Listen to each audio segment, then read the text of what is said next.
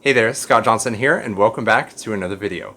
So today I wanted to talk about my first impressions and my review of The Green Knight by A24, written by David Lowery. So reading the synopsis from A24, it reads, an epic fantasy adventure based on the timeless Arthurian legend.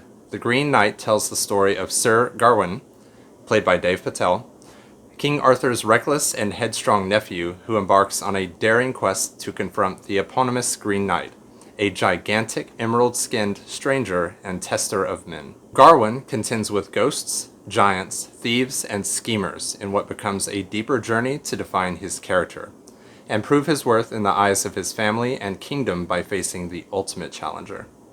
From visionary filmmaker David Lowery comes a fresh and bold spin on a classic tale from the Knights of the Round Table. So that was a bit of the synopsis, just to give you an idea of what the film was about. And just like you heard, it comes from the studio A24, makers of Midsommar, which I'm a big fan of. And this movie, wow, what an experience. I just really enjoyed myself. Blood, sex, and magic is right, among a few other things. So just like it read from the synopsis, it is based on an old Arthurian tale called The Green Knight. So this story seems to be a bit of a mystery, and it was a manuscript that barely survived, and there was only one copy. So right up front, I'll tell you about the acting. The acting here by all the actors, actresses, everyone involved was just top-notch, just so enthralling and just so absorbing. I just really felt the emotion in all of their characters, in all of their portrayals, and they just all did an amazing job. Dev Patel playing Sir Gawain was just amazing. He did a great job, and I can't wait to see him in more things. The acting was amazing. The cinematography was just orgasmic, just such beautiful lighting, very surreal moments, very surreal landscapes, just beautiful set pieces, beautiful wardrobes, just all around kudos to everyone involved in the making of this movie. I was just totally absorbed almost the entire time. I will say that if there's any qualms that I had with the movie, it was that there were a few times where it was a bit clunky. For most of the movie, I was just absolutely mesmerized. I was just so pulled into the story. I couldn't keep my eyes off the screen. So in the movie, it is sort of divided by chapters following the hero's journey. In the middle, I just felt that there was a bit of a sort of clunky transition. I was interested the entire time for sure. But during the middle of the movie was about the time where I sort of got taken out of the experience that I was having. Like I said, for a majority of the movie, I was just completely mesmerized, just spellbound.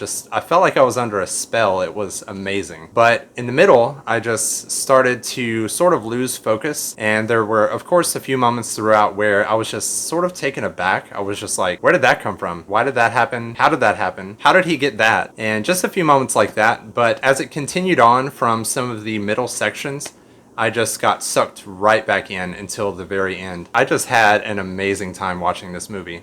Very emotional, very surreal, great storytelling, a lot of great messages to get from this. And did I mention the cinematography? Wow, just the set pieces, the landscapes, the camera work, the lighting, the wardrobe, everything was just so amazing. As a photographer and videographer, I was just in bliss. I just sat eyes wide and mouth agape for a lot of the time. So of course, in seeing some of the reviews that are coming in for this movie from both the audience and the critics as well, like on Rotten Tomatoes, just like always with most A24 movies, it seems very divisive. It seems that the majority of the critics love it, and half of the audience has a lot of criticism for it. Of course, any creation like this is not beyond criticism, but for me personally, I just think that I was overall very happy, very satisfied, very impressed. I didn't have a lot of criticisms. Like I said, there was a few moments where I was sort of taken aback by the choices of the movie. I was just sort of like, what happened there? Did I miss something? Did I look away? I couldn't have looked away. I've been spellbound, minus a few times. In doing some research in reading the history of the story of the Green Knight, it seems that they did sort of adjust some of the story elements and some of the choices and things for this movie, which was of course necessary for, creating a 2-hour long movie compared to a short manuscript. Just overall, I think it was very beneficial, very tasteful, and I'm very happy personally. So that was my review of The Green Knight. Have you seen it yet? Are you going to see it? I highly recommend checking it out in high resolution with great sound. So of course at the theater if you can. If you can't, I think that it would be a great at-home experience. So for me personally, The Green Knight comes highly recommended, and I can't wait to see it again. If you saw The Green Knight, make sure to leave your comments down below telling me what you thought of the movie. What were your criticisms? What did you think they could have done better? What was it that you really enjoyed? I can't wait to read your comments, and if you enjoyed this video today, make sure to subscribe to my channel for more videos like this. Thanks again for watching, and we'll catch you next time.